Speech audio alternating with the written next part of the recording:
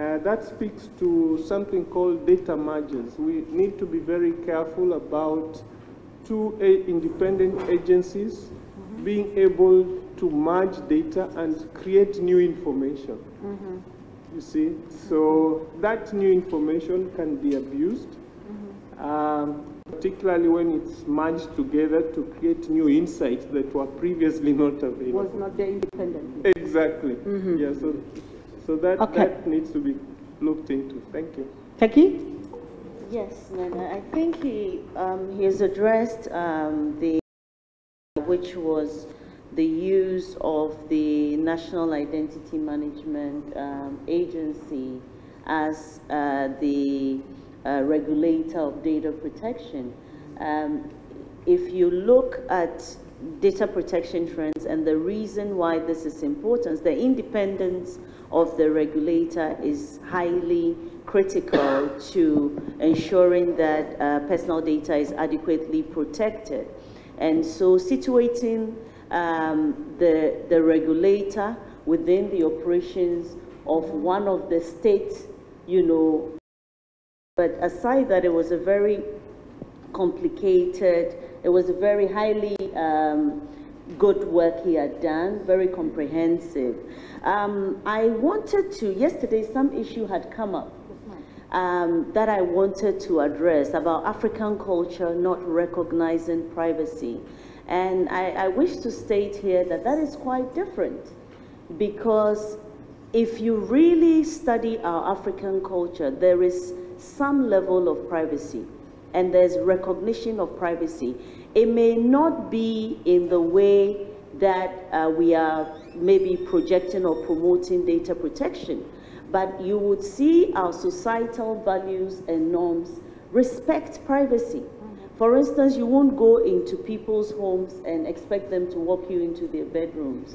There are even, what do you call it, proverbs that prevent you from looking over your neighbor's house and all of that. And so there are societal norms that really promote privacy and data protection. And I'm bringing this up so that when we are raising the awareness, data protection is really not a foreign concept, so to speak. And all over the world, in different societies, I had the opportunity to speak on these in Hong Kong at the international conference on the site workshop, that every culture approaches data protection from their own perspective.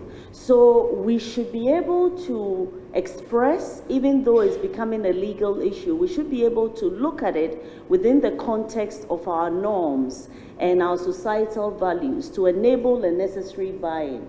In Ghana, when I was at the commission, we started some work with the National Statistical Agency to determine a baseline survey. The report is supposed to, research report will come out maybe sometime next year. But I went in the field into one of the remotest villages, and I was surprised at the interaction that we had on one of the people that were being interviewed. This was someone who had no form of formal education, but in her own way, she felt that receiving text messages that she had not solicited for, giving her mobile number PIN to people to withdraw monies on her behalf, and her friends talking about her behind her back, was a gross violation of her dignity. And she felt that if she didn't know if government can protect this, it is very important for her, and she would push for it. So it's very important for us not to realize that this is a foreign aspect. It goes to the very dignity of people. And you have no idea that the very person that you're saying is uneducated, needs this level of protection. So we must put in whatever is important to get that done for the ordinary person. Thank you. Ochribia, I will come to you after Chris. Yes, so you give us an insight about what happened in South Africa. Yeah, but Chris, go for it. Well, I would like to start by saying something about privacy policy. It's actually broken down in 5 different sections for information's sake. So it's information we collect, how we use information, sharing of that information, the choices we make when we share that information, and obviously the security part that comes in there. So that should be able to get some of the people who are disconnected to start thinking about those real areas, because we're talking about our, privacy and the privacy policy would actually link up together. However, there's one thing which is pretty much interesting. It's about the philosophy about privacy. We had a question about, well, take Mauritius as one of the case, because we got a lot of EU business process outsourcing companies in Mauritius, a lot of them actually. So the question was privacy or business process outsourcing? And we came across, I mean, across the world, privacy protection has been driven by human rights. We have been talking about human rights, right? In terms of perspective or economic motives. However, when we look at the EU, Europe, data protection is a fundamental right. Now, if I look at these two things, with like, well, in one side we're looking at it more like economic and what we get out of it. EU is looking at it as a fundamental right. So if data protection, privacy is a fundamental right, what is the rest of Africa doing? That's my question, first of all. And that should be the question that goes to the legislators as much as anyone on the street. What? And this is very, very important. I mean, we share so much information. I was just talking to Walu again this morning while we were having a tea break. I mentioned yesterday about Facebook. You know, you take your smartphone, and that's going to happen within the next few months. You take your smartphone, you want to know this girl's name, right? Let's take a picture. Link directly to the profile. I know what's her name. I know exactly where she lives or whatever information she's put out on the Facebook. That's interesting for youngsters to actually do that, but even old guys actually do that as well. It could happen both ways. But the one thing that has been interesting in Mauritius, I mean, the Data Protection Act was written in 2004. It was copied, unfortunately, from the Australian and New Zealand law. I was on the steering committee and I looked at it. I said to the solicitor. And you were there? I was there. Well, I read it, I looked at it, I said, well, it's pure plagiarism that you've been doing. So you're a lawyer, you should know that well, anyway, it was done in 2004, written 2004, but it was not enacted until nearly 2011. Oh. So it took a hell of a lot of time to come back to that. And that was the last time I was sitting on the committee and I said, we either do it or we just stop there. Okay? But the interesting thing that has been happening and which has been helpful, and we've done it the other way around. We had the Electronic Transaction Act of 2000 that came in force. That was enforced practically the year after. So the legislation, I mean the parliament enacted it, which is not bad. It's a good start. Then we went into the Computer Misuse and Cybercrime Act in 2003. And then the Data Protection Act, which was dated 2004, was enacted in 2011, 2010, 2011. So really what we're doing is important. I mean, we are aligning ourselves. I mean, there was, in 2016, if I'm not wrong, there was a convention signed between the EU and, well, before that it was Uruguay who was actually, was the first one to sign the directive. If I'm not wrong, it's, what was the article? Oh yeah, the Convention for the Protection of Individuals with regard to automatic processing of personal data. Uruguay was the first country to sign that directive. Mauritius came afterwards. It's Convention 108 for people who want to go and have a look at it. That is very important. As I mentioned earlier, in Europe, data protection is fundamental right. Yes, I think we'll come back to the gentleman from NCC to see when Nigeria begins to enact a general law, what the vision will be. I think this is one thing we can contribute to from this step. Thanks, Chris. The young people, have you elected your representatives? Because after our trivia, I'm going to come back to you. So one lady, one gentleman. It's happening today, not tomorrow. Yes, yes ma'am, from South Africa.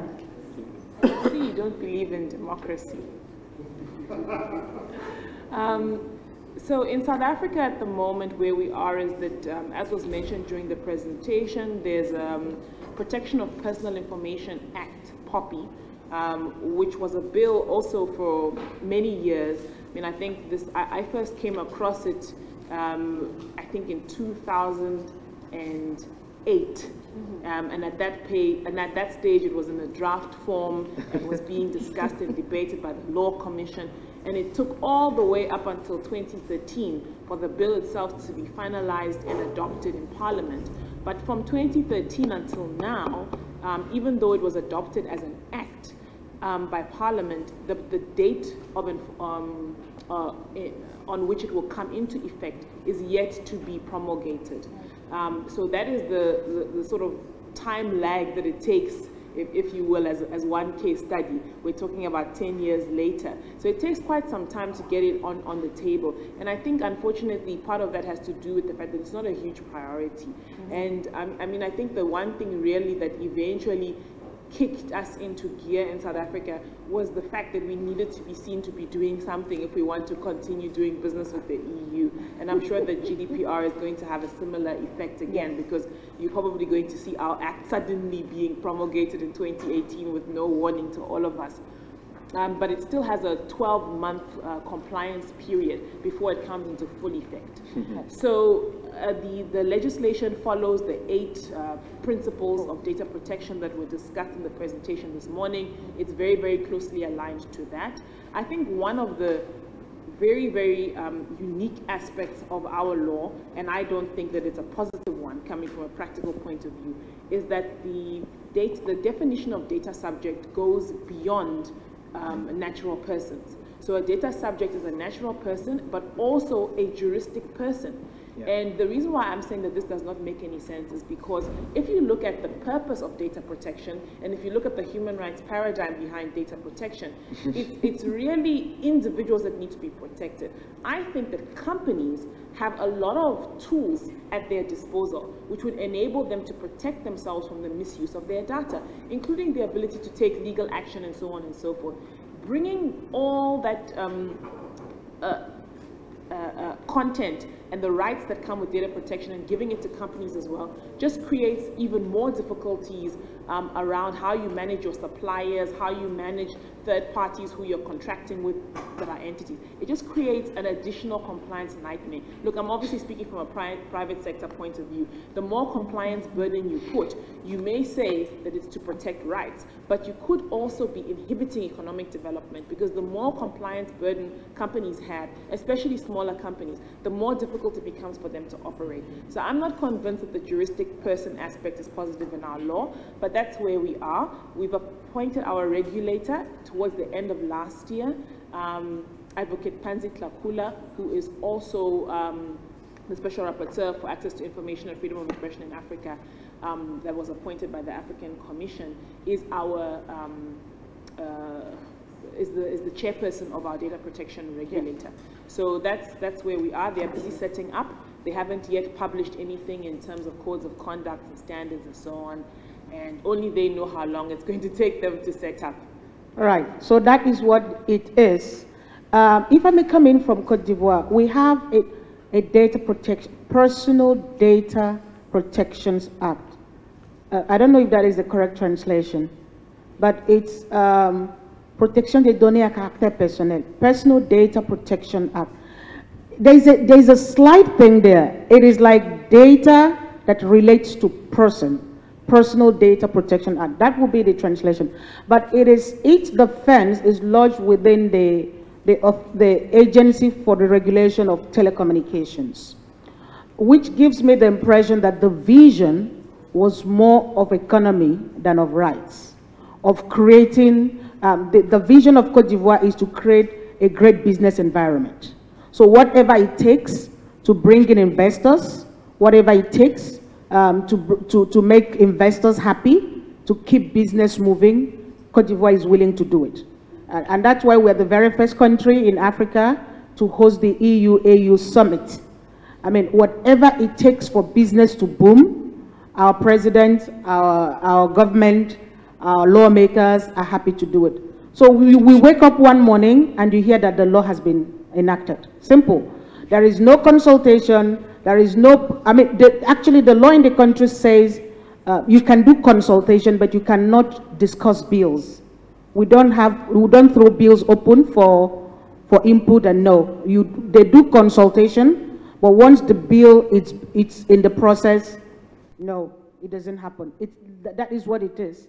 I'm not judging the process. I'm just saying that I think the vision was the vision of a robust digital economy where everyone can feel at ease to do digital business, and that is the vision.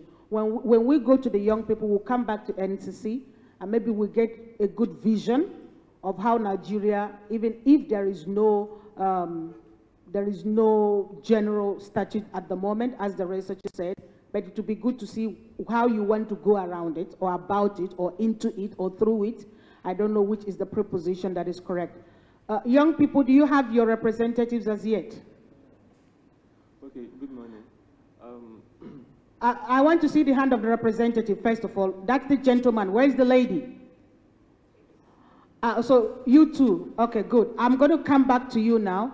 But Mr. Paul, Mr. Nwulu, sorry.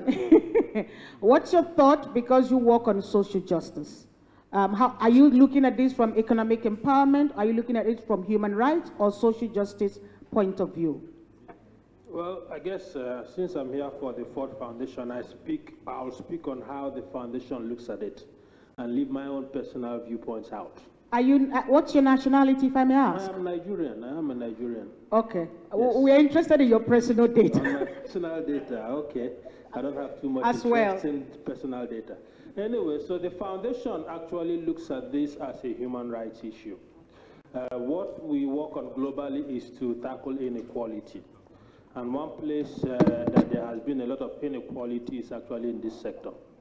So the foundation, the programs that we do look at how, especially when it comes to data protection, we are very interested in encouraging grantees to work on an ecosystem that brings everybody on board. So one of the things we're actually looking at is how do we create more awareness about this issue? Because most of us in this room, if we are not here to hear this robust presentation, don't really understand how difficult and what a big issue this is. So the key thing we do is to look at how do we create more awareness about it, not only around the public, but also among the legislators. If we're talking about policies, policies are written by the national parliaments. And believe me, most of those parliamentarians do not know anything about these issues. So a lot of times, they write these laws, they write these regulations without knowing the implications of what they are writing. So part of what we work with our grantees is to actually work with the parliamentarians so they can be able to look at these issues and understand what are the implications of these kind of laws they're writing. So we engage that sector quite a lot. And then we also work on advocacy. Because the reality is, even here in Nigeria, where we think that our voice doesn't count that much, it does count. So if you can be able to create a system where people can advocate for these issues, where partners like PIN have been able to do that very effectively, where we can be able to start creating awareness, creating advocacy around these issues, educating the legislators, then that will hopefully lead to us creating data protection laws that have a human face. What we should understand is that most of these data protection laws today are driven by businesses who are doing it for profit making. That's the reality of it. And until you can be able to take that away from that business profit making side of things, it will continue to be this way. So the people are the ones that will get behind it. So I will inject my own personal viewpoints on this also. I do definitely believe that it's a difficult area to work in because you cannot do without it. We cannot say, let's get off the grid. It's impossible to get off the grid in this era. I remember BVN is a good example. I said I'm not going to do a BVN number. However, I also signed checks for the Ford Foundation. And the Ford Foundation account was affected by my not doing BVN. So I got a call from New York saying, you better go and do that BVN. So definitely, there's no way you can avoid these issues. It's just that we need to understand what we're getting into and look at ways that we can manage it in a more effective way. Okay. I'll ask a general question to all Nigerians. How many people had a great experience registering for BVN? Smooth, nice, wonderful. Nice experience with BVN? Okay. How many people had very bad experience getting through with BVN? Okay. So NCC, I asked this. I had such a traumatic BVN experience that for 1 week, I wrote it in my palm, and I actually saved it in my cell phone because I mean, you greet me, I say my BVN number. It was that bad. But I think things are getting, because as a Nigerian living outside of Nigeria, you had to come back to do the BVN. Then later on, you had to do it either in Dallas, in Cape Town, Joburg, and in London. Apart from those, well, I have issues as a Nigerian living in the diaspora with identities, but it's not about me today. That fight is for another day. Paul, you wanted to add something before we come to the young people? I want to share my own experience with you. So if you think yours is bad, I registered for BVN eventually, and then when I registered, they spelled my name wrong. Oh, Lord. So that name spelled wrong now led to the fact that I could not use that BVN in any other bank. I had to go back to where I was registered. I went back 3 times and filled out a form for them to change it. They never changed it. Now, I lost an uncle who made me the executor of his estate. And the money in the account, they needed the money to be able to run his business. I could not do anything with that. So I had to actually go to Abuja from Lagos before this issue could be resolved. It took about 2 years. Jesus. Just the way they spelled my name is N-W-U-L-U. They spelled N-W-U-L-Y. That was the only issue, and it took 2 years to resolve this issue. Okay, so I think someone yesterday was, it was Dr. Shiloh that was talking about the ability to correct information. Yes, that we have to come to it. In this afternoon, we'll be looking at concrete measures that can be taken. So why do it take a Nigerian in Nigeria 2 years to correct why to you? Why? Anyway, please turn your camera to the young couple behind. Now we want to hear those people. Oh, the young man and the young woman. Remove the plus in between so there won't be an equals at the end. Okay, good morning. Please, rapporteurs, don't take me too seriously. I beg you. Right, go for it. Okay, okay, I guess one of the points that... Tell us your name and where you come from, because we have your time now. Okay, Wilson Williams is my name, from University of Ibadan, student of psychology. We've overflowed the... Can we speak louder? All right. I said the fact that an awareness has to be generated on this issue has been overflowed, and we cannot also overemphasize the fact that we need to get this out there to everybody. I mean, every single government worker, every everyday person that uses the internet or uses digital data, and even those that are not so involved with digital data should also be aware of data privacy and protection and what their basic rights are in this issue. And so that moves me to talk about human rights and how this is a fundamental human right and how that has to be strengthened. Because if the fact that data privacy and protection is a fundamental human right is not well strengthened and people don't see it as the way they see it as the right to speech or the right to dress or right to religion. If they don't see it equally, then there's no way even the folks we're fighting for will take us seriously. And so that has to be very strengthened. And then I think one way to strengthen that is to make even the data protection laws very objective. Now, I went through them yesterday when I heard about them. And some of the points I saw were quite subjective in my opinion, because when the word, like in the third principle I'm saying, you're saying that personal data shall be adequate, relevant, and not excessive. Now, when words like not excessive comes to play, they become subjective, because I could choose to, put it my own way and see and define excessive in my own terrain. And so it becomes an issue to deal with, because someone else's excess is my moderation, and then how do we really draw the line there? And so I think the law has to be more objective. So now, and that will make, like social media companies like Facebook, Twitter, if you see their agreement license and all these things that you have to agree before you download them, is that they have totally absolved themselves of every responsibility.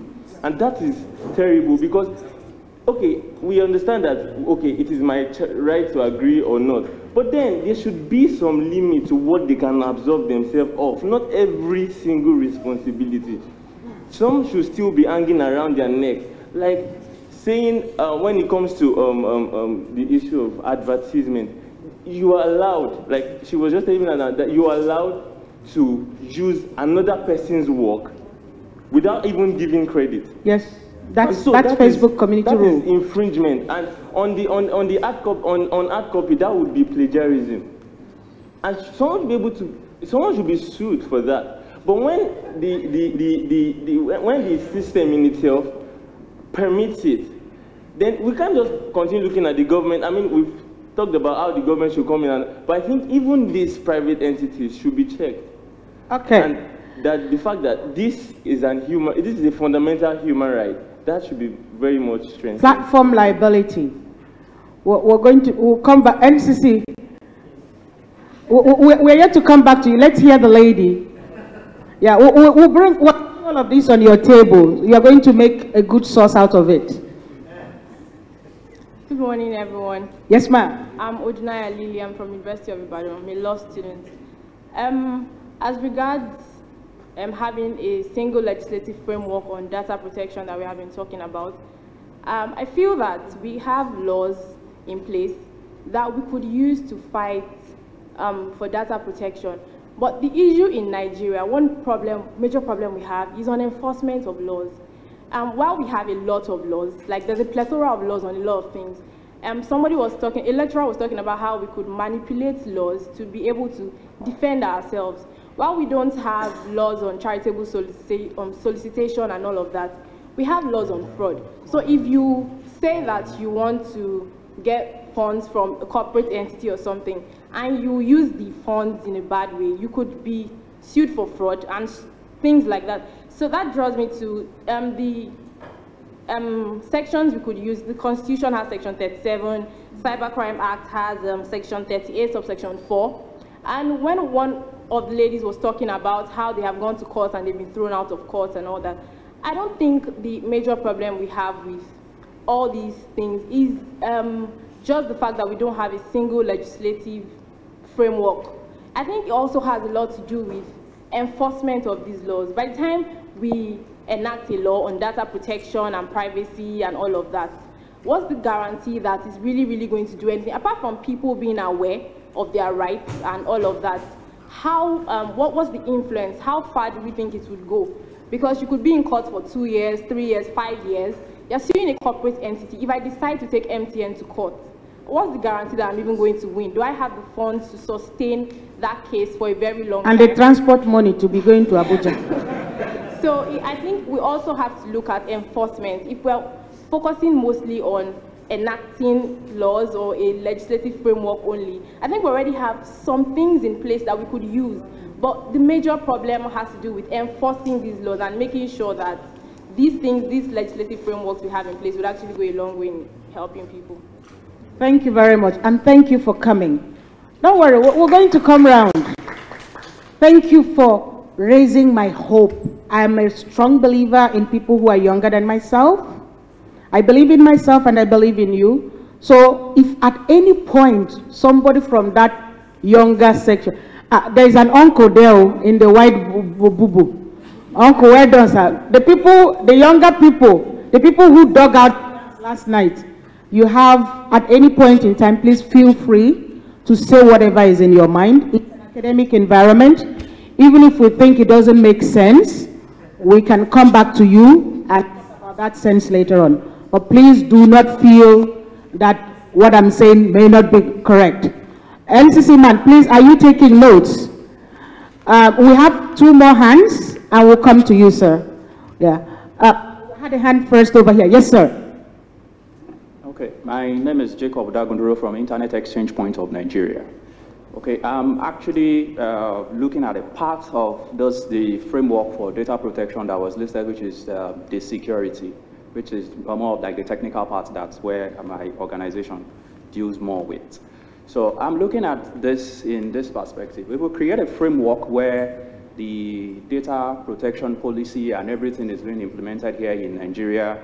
We shouldn't forget the fact that most of this electronic information that we are talking about that people give to online sites and all that, most of them are actually not located here in Nigeria. They are in the cloud. By cloud, it's actually in another location. It's in another country. And most of these cloud services are not in Nigeria. So the data doesn't reside here. Whichever policy that we formulate here depends on what is here. There are some countries that have policies that bounds on data that are actually located within that country. So whatever you say you want, the data policy, privacy and everything, and the government of that country says, because this thing is within this country, I have the rights to get this information, it's definitely going out. And then we'll violate the policy that we have made here. Another thing that a company that is actually setting up an infrastructure to go against all the policies that have been implemented here, I look at a country where I know this policy has not been formulated, then I will decide to host the content there. If the content is being hosted there, then it's subjected to some rules in that particular area. So I think it's one other part that we need to consider, so that we won't just create a policy and then there will be a gap through which people can come in. And a part that I think that can also help with this is, if we have a system that actually encourages more of our content to actually be hosted in Nigeria, so that we don't have a lot of them going out there, we can, if we might not be able to implement everything fully, why didn't we start this way and say companies that we identify to be taking data from people, at least hold a copy of it within the country, so we can start from there, and then we'll get to a point where we can actually enforce where exactly those contents should be hosted. Okay, the lawyers here are raising their hands. Ochibia will come to you and take it later on. So, but if you're a law student, take down the word extraterritoriality and international legal cooperation, because this is, we're getting right into it at the moment. There was a hand here. Yes, sir. All right. My name is Peter Adele from African Center for Citizens Orientation. I realize that in Nigeria nowadays, we have emergency internet users. And they are young people who are running out, you know, first to 5 years, they don't understand what is internet. And when they are going for work, they have to go online and register. So they will not read terms and conditions, they need an email. And you also want to like go for JAM, and then you need an email, and then you rush down to cyber cafe to get an email. And I believe that we need action-oriented education for our young people, not just, you know, we talk about capacity building, you know, putting all of these, because everything that we are saying now, we are saying that it should go into school curriculum. But I so much believe that, you know, the impartation that you will receive, that will take you out there and, you know, enforce your right, you know, should be given at the right time. And again, to speak to what Tope said the other time, we find out in Abuja, because I realized that one day we have pro for a particular issue, and then we have those who are against. You know, and I began to, investigate why are we having two different sets of people on a particular day on certain issue. You realize that, politicians will go to Asket of Abuja and then pay 2,005 to a young man, and then they will converge at Unity Fountain for a particular purpose. And at the same time, you have another set of young people who paid by the opposition, then on the same issue. So you now have a conflict. So I believe if we properly educate our young people, our citizens, before the issue arises, it will help us. And sorry, I want Ghana, Kenya, and other African countries to speak into the issue of African Union Convention, because I realized that Ghana just, signed that convention this year, and Kenya is yet to sign. And I realized that they have national, data protection policies and acts. So I want to know if all these convention and ECOWAS Act, if they are in line with what you have, so that we know how to begin our advocacy here in Nigeria. Let me pause here. Thank you. Okay. We'll take the gentleman, and then we'll come to, we make the Nigerian source, and then we move out of the country. So let's take him and come back to you, sir. Yes, sir. Okay. Good afternoon. I'm James Joseph from University of Ibadan. I want to draw our minds back to what the barrister presented on the typical scenario of the data ecosystem in Nigeria. Okay. I have been having a question in my heart that by the time he mentioned the data subject, the data controllers, the processors, now, as a computer practitioner rather, who am I to hold accountable for misplacement of my data? Now, I have an incident. In 2009, I went for my driver's license, and then, of course, passed the whole stage, and I got my license. 4 years after that, I wanted to renew my license. All I had to do was to call for a renewal. The officer told me my records were not found. And I was so surprised. I had to be sure that I was speaking to the right officer. I checked the number again, I dialed. You mean my records are not found? And I have been plying the Nigerian roads with a license. If my car were to be impounded, what will happen to me?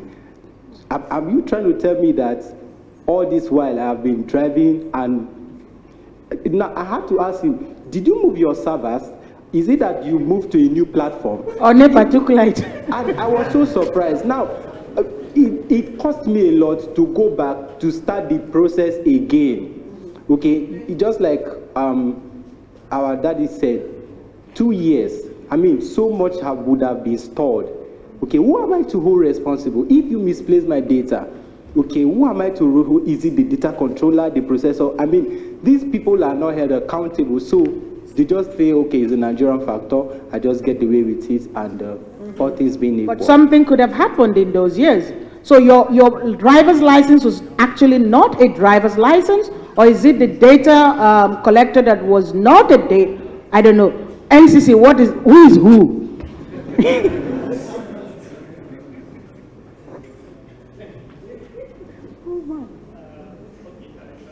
Yes, sir. We are waiting for you. I will start first with the need for awareness and capacity building. The NCC has realized this long ago, and we have come up with training programs and provision of computer facilities in tertiary institutions, secondary schools throughout the country, just to beef up the awareness first. Because I would like to give you an example. Right here, when we came for this registration, we have a data there with our telephone numbers and everything there. Yes. I didn't fill mine and I didn't sign. I just put down my name and my organization, sir. Well, okay, so some kind of awareness is taking place there now, or is being applied. If I have a company that has interest in anything to do with digital protection, digital information security, once I lay my hands on this data, it means I have a pool of potential clients, so to say, and I can go ahead and start bombarding them with some kind of unsolicited adverts and the likes. And that is where the awareness now comes in. Like you have just said, if one is aware enough, then you will decline in giving out some of this information. But since this is already prevalent in the country, the NCC came up with what we call the DND, which I mentioned yesterday in a panel discussion, in curtailing the abuse of citizens' privacy in form of unsolicited SMSs. Now you have choices. If you want to have unsolicited messages coming to your handset from a particular context, you have the choice to do that. You can also block entirely and stop receiving such unsolicited SMSs. Then on the issue of the vision of government that you talked about, just like Mr. Ebere mentioned in his report and the presentation he gave, the idea from the government side is for NIMC to aggregate and harmonize all the various data, BVN, SIMREG data, and the likes, and whatever regulation of legal framework that will come eventually in form of a data protection law, the NMIC will play a central role, because most of these data would have been aggregated and harmonized under its custody. So in the legal framework that will come up, the NMIC will have to play a very central role. Like he mentioned the example of getting to his information, I think about, no, not BVN, you wanted to get either your PIN number or something from NIMC, and then they had to go to BVN. That shows that BVN, barring of course the possibility of the man from Ghana gave an example of the data maybe being merged or something. It appears maybe CDN is already merged exactly. So the same thing is happening with the SIMREG data as well, eventually. So, but in my own opinion, the legal framework should be based on a multi-stakeholder approach. NIMC will definitely play the central role, but there has to be other regulatory framework that will involve multi-stakeholders in the industry. Sorry, multi-stakeholders as in diversity of actors or multi-controllers? I just want to clear that. Actors. Okay. Yes, actors.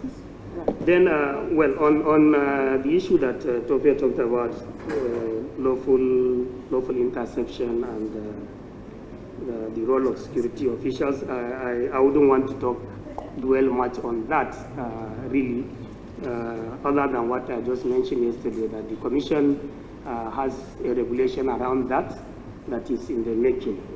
It's still ongoing, and it has so far been subjected to a public inquiry involving all stakeholders, and comments are still being collected on that. That's all I want to say. Thank you very much, sir. He's still here, and we can still get some more juice out of him, and we can still throw some more into his baskets to take up. But I think that the issue is of interest to all of us. I will take the two lawyers or trivia from behind you, and then come to Teki, and I will come back to my eminent panelists. Your pains are the pains of other people, and you could feel that what you started off actually resonates with other people. So I will come round to all of you, and I will give the barrister the last word to close us on this. My proposal will be for us to go to lunch at 12:45, so we can buy some time from, get at least 30 minutes off from the closing time. Some of us have not gone shopping. Okay, Ochebia. I actually just... The mic's off. Is that better? Yes. I just wanted to respond to the issue that was raised about data being transferred out of the country and the cloud issue. I mean, obviously that's quite an important one, but from a legal point of view, I think one of the most crucial aspects around this topic is that one of the principles that comes out in data protection legislation, or at least the good pieces of legislation, is controlling the trans-border transfer of data out to another country. So what the legislation would typically say, and that's certainly the case with Poppy in South Africa, is that you cannot actually transfer personal data out of this jurisdiction into another jurisdiction unless that jurisdiction has adequate protection in place. And that adequate protection, at least in our law, can take place in one of two ways. One can be that it has to be the law itself that is in place in that country. And if there is no such law in place in that country, or the law is found to be inadequate, then it has to be through an agreement with whoever you are sending the information to.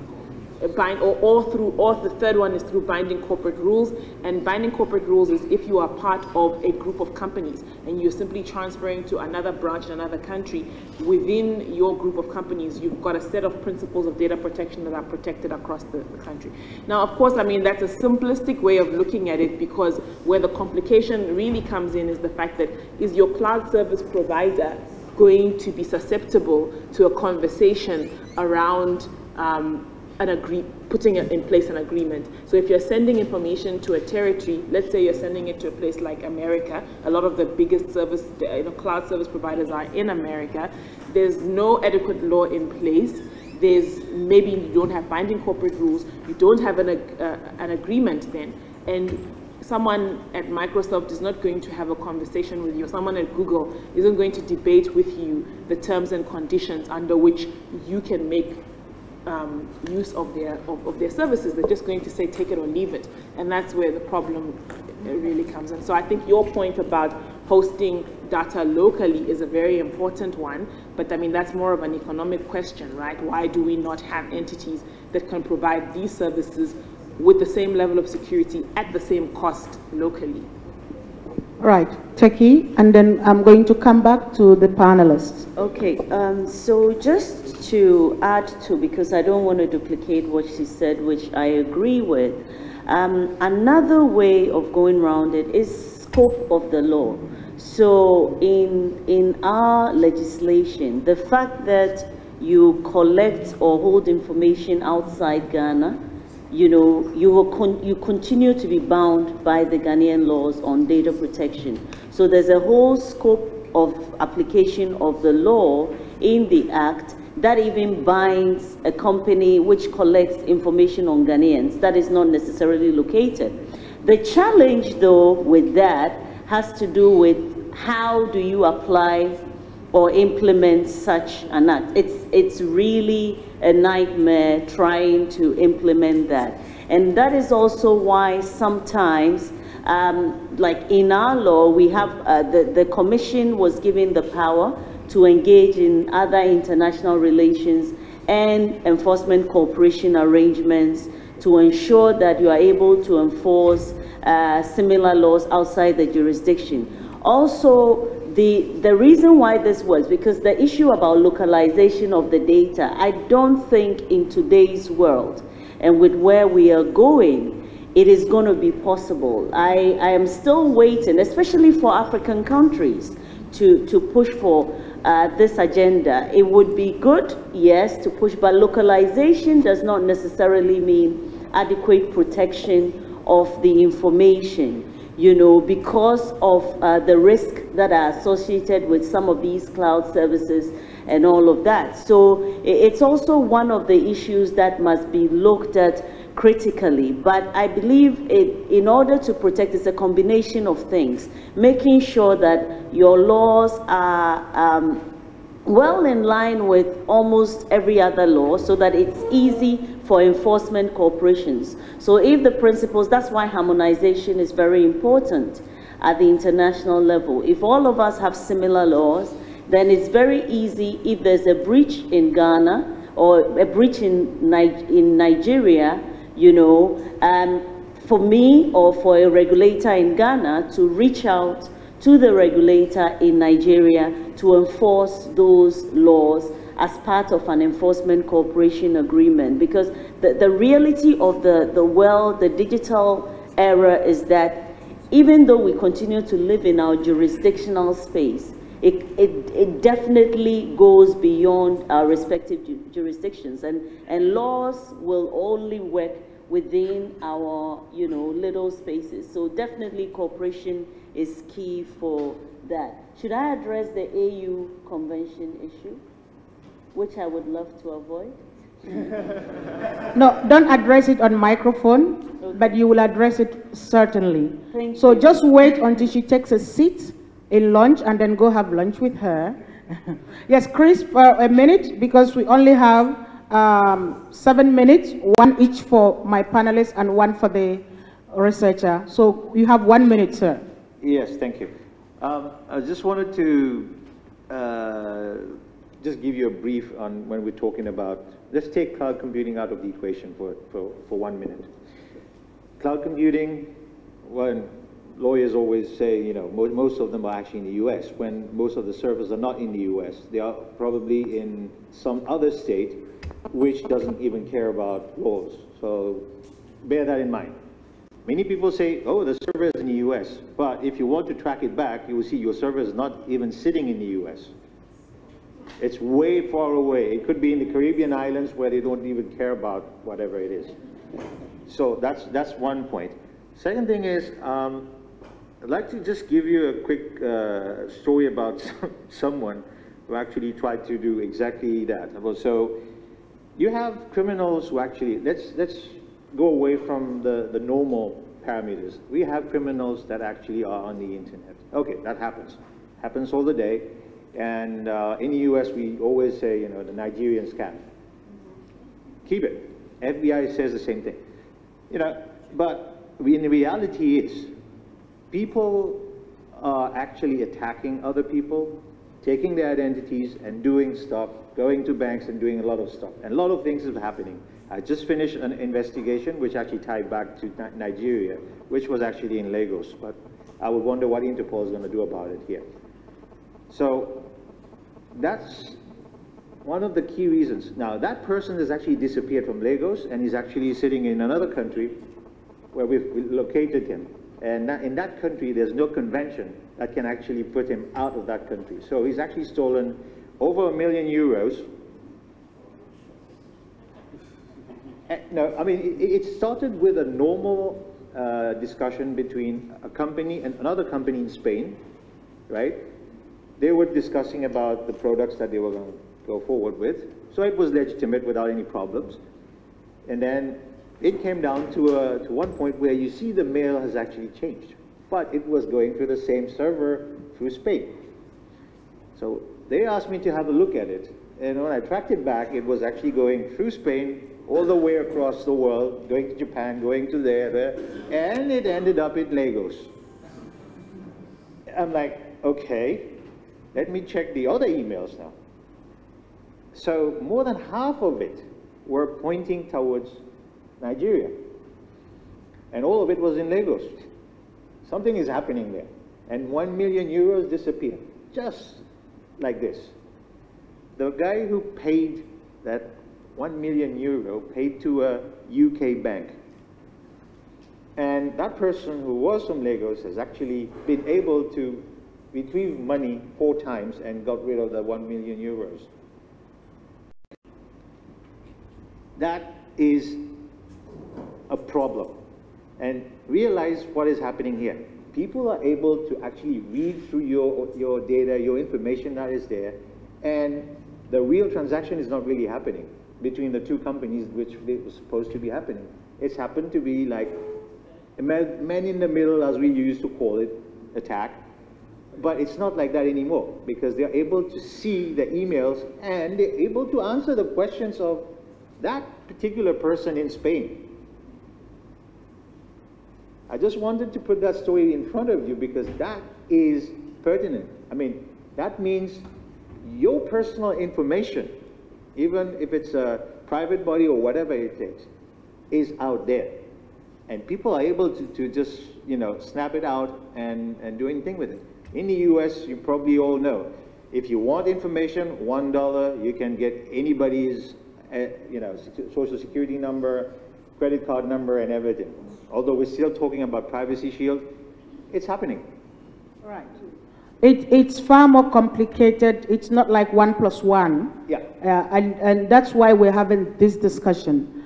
Some people may say it's not very important today. Like Tokwe was saying, why are you talking about nonsensical things? Today it might be less important, but tomorrow it's going to be super important. And there isn't any going around it. The digital is here, and it is here to stay. And there's no going around it. I'm going to come back to you, eminent panelists. You've heard all of those people. Maybe what we would like to hear from you is that one point you want us to put on our report. What is that one point from the business point of view, from the policy point of view, from the academic point of view, from the civil society point of view? What one point do you want us to take away from this report going forward? We know how bad things are. We know we don't have a general statute. We know all of that. But where do we go from here? We're beginning with you, Emeka, and we end this way. 1 minute, if you could. All right, thank you very much. I'd like to take a different perspective. So there's a tendency for the discourse around data protection to take a negative connotation, right? So I see a lot of negativity coming out of this room. But guys, we are building a whole new digital economy here. And it's largely something positive, right? There's a whole new digital economy emerging. And there are possibilities, there are opportunities for everybody. And this new economy is being driven by a new asset class. And that new asset class is data. And so for everything new, like a newborn baby, I think the role and goal for everybody here is how can we handhold this new asset? Who collects the asset? Who owns the asset? Who has the right to transfer it? And things like that.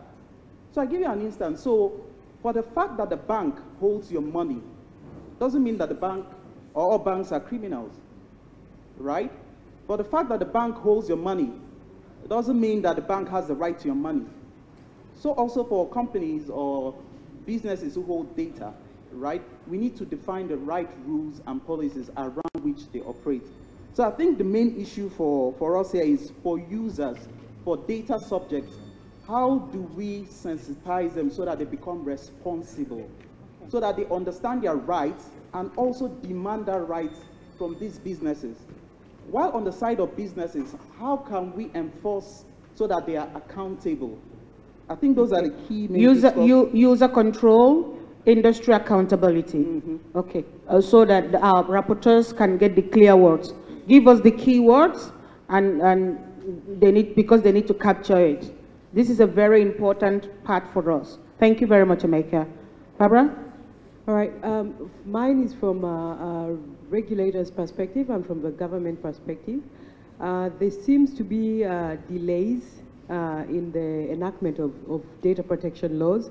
It seems to be a norm for most of the countries that it takes up to more than 5 years for these laws to finally get passed as acts of parliament.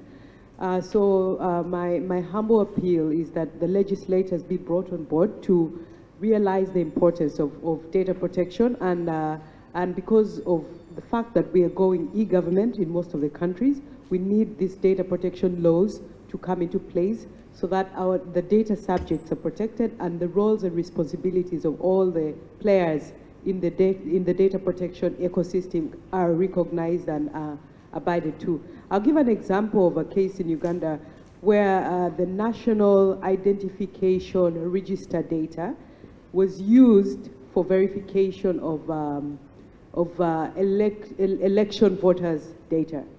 Now, the election voters' data was derived from the National Identification Register.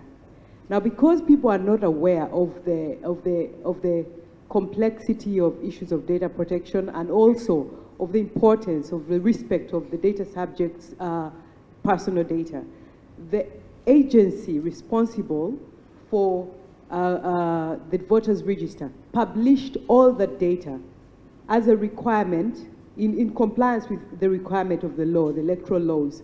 So that was a breach. That was actually a breach. So they don't understand these things.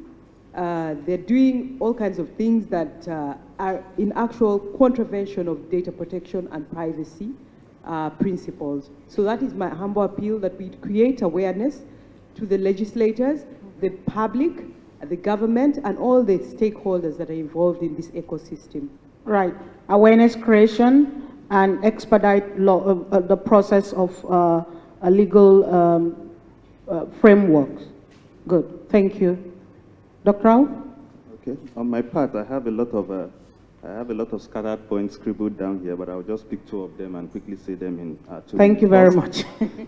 First, I think we need to adopt an approach towards data, and a human rights approach towards data protection rather than the economic approach. I think most African countries are adopting the economic approach. Most of them are just bothered about Article 25 of the EU directive. That's the main motivation for enacting data privacy laws in most African countries.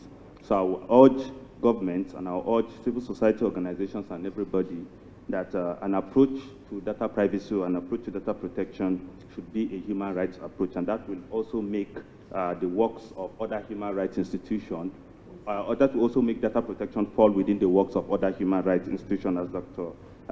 Shilon had said yesterday. Then, from the academic perspective, of course, I'm called here to speak from an academic point of view. From an academic perspective, even though yesterday in our breakout sessions, there were a lot of pessimism expressed with regards to introducing data protection into curriculum or students. But from my own personal perspective, sometimes last year, I was asked to take a 500-level course at the University of Ilorin, Law and Social Change, which talks about emerging legal issues that students or 500 final year students should be exposed to. I did think that how can I bring my research into place in this kind of subject. I brought in data protection, and the students were very much interested in it. At the end of the day, I had close to 25, 30 students that actually wanted to write their project on data protection. So it's an interesting area which I think we can really introduce into the curriculum of our students. Thanks for that insight. Mike? Yes, I think I'm going to start from where Rauf left off. Yes, I think that's all. Speaking about this in the perspective of academic, I'd like to say that this is a presentation or a report. I would classify it as a kind of a baseline report, which will be useful because if you check it online, you won't find any report very close to this in the context of Nigeria, talking about personal data protection and security. So this is more or less like a baseline report, which I want to suggest that it should be reviewed with time, because ordinarily innovation research like this are expected to be reviewed every three years. So I would say that it should not stop here. We may have to expand the scope and then see how we can get more people involved in this. And then the other one I want to say has to do with, there's a need for us to enact a legislation that would, looking at it from the lens of the data subject and the data controller, there's a need for contracts. Once you request that I should subject my data to you for any reason, a contract must be binding. That means there's a contract already. And then if there's any breach at any point in time, the controller or whoever is guilty must indemnify the other party. So I think there's a need for a legislation that will support that. I would just quickly like to drop what happened recently in the last 3 days, what has been trending on Twitter. I don't know whether you followed that. That has to do with SARS. SARS now, you will I'm happy to announce to you that you will no longer see them within your community. They have now been restricted now to be working in the state with the state command and at the national level. Why? Because please, what is SARS? SARS is a special anti-robbery squad. Police? Yes, okay. they are police kind of a thing. You know what they do? They just intercept people, youths in particular. They intercept them, they go to their homes and ask them to bring down their phones, bring out their laptops, and then they will you collect some personal information. They intercept them on the roads while they are driving their cars, come down. If you see the way they molest them on the roads and things like that, so you intercept them, they will get into their phones, they're looking for personal information and things like that. But now, fortunately, the voice of the people has been heard on the internet using the social media. So it's quite interesting that, that there's a need for us to continue to do more. And then much more than this also, I like to drop this because it's interesting and it's what I do. Data analytics, it's a very good thing that we may need to bring into place, because when it has to do with all these what do I call it? User content data. There is a need, because there is a lot of user data that is being generated now. But the question now is, do we really have capability to begin to analyze all this data? Like the gentleman there from the private sector was talking about a lot of opportunities which we now have with this digital explosion. There are a good number of opportunities which we need to begin to tap into. So I'd like to recommend that, I don't know, if there is a body, maybe Web Foundation or some other ones, or maybe it's a recommendation that would possibly assist, or maybe bring this forward to, like you did for this project, like there was a call for people that may be interested in doing all of this. So if there is anything of that nature as well, I think it will also assist. Thank you. Right. So, Tokwe, maybe the work you do is not nonsensical after all. Nigerians are interested in a paradigm shift. Yeah, hopefully. So what I want to say is, first of all, that the importance of having a multi-stakeholder approach to these issues cannot be overemphasized. And as civil society organization working in this space, we have realized that we cannot be talking on the opposite side of the table and have progress. So, for instance, somebody raised an issue about how overregulation can stifle innovation. About 3 weeks ago, we met with tech SMEs in Lagos to have this conversation with them, and some of them started realizing for the first time the dangers of copying their T&Cs directly from the website of an American or European organization. Some of them realized for the first time that having a business based on selling people's information is illegal. That was the first time, they were. And we made a case with them that this doesn't stifle innovation. This helps you to be progressive, to comply with the law. When people trust you, then your business will grow and it has value and all of that. So we are beginning to come to we've had 2 workshops this year with law enforcement, police, SSS, and EFCC, to talk about sections 24 and 38 of the Cybercrime Act, and how what they are doing is very important for the security of the people, but it is not right for them to use these same sections to pick up people who blog about the wife of the governor or tweet about the Senate president, because those are things that have happened. So it's very important that we talk on the same side of the table and not always on either side. The second thing I wanted to mention is something is touched on about the fact that the office of the citizen is very powerful, and we should not underestimate the powers we hold to demand what we want. Between yesterday and now, there has been over 100,000 tweets about End SARS. That's the special anti-robbery squad that people complained about police brutality and all of that. And they're not saying they don't want security anymore.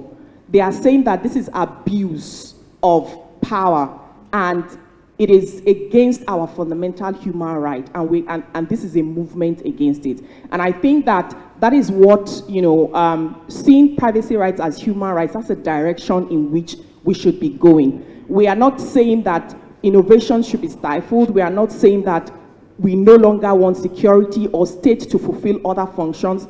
We are saying that we want measures that make sure that our rights are not abused, and if they are abused, we can seek redress. So if I have any last statement, it is that privacy right, data protection is a human right, and that the office of the citizen is the highest in the land. Thank you. Right. Nigeria will hail thee. Chooks. Yes, ma'am. Final thoughts. You started it. You have to close it up. Yeah, I can just do it. Thank you, and thank you all, and let's go and eat. But I just want to add something else. It's been a very engaging session, and I didn't know that there would be lots of engagements from the students especially. You know, and everybody said everything. I mean, well, not everything, but it puts us on the right foot to get things done in the right direction. I just want to cap this off because everything has, everything I wanted to say, you know, from my closing statement has already been said. But I just want to speak to data build upon the statement our friend here from the academia. He talked about data protection by contract.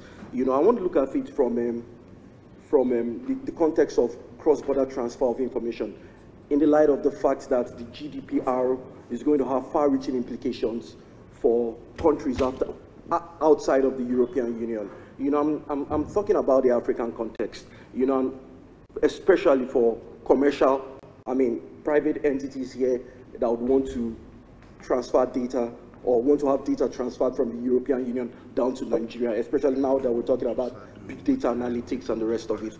You know, I want to make a suggestion. You know, I understand under the GDPR there is some sort of there's a sort of mechanism for kind of like assessing the adequacy of frameworks in existence. It doesn't have to be a law in a particular country. You know, under the GDPR, for information to be transferred from the EU down to a third-party state, you know, there has to be some sort of adequacy assessment that will be conducted. And then I'm thinking here, for African entities that would be taking information out from the EU, that would be seeking the transfer of information from EU. Is it possible, I recommend that something like the US and the EU did within the context of the privacy shield.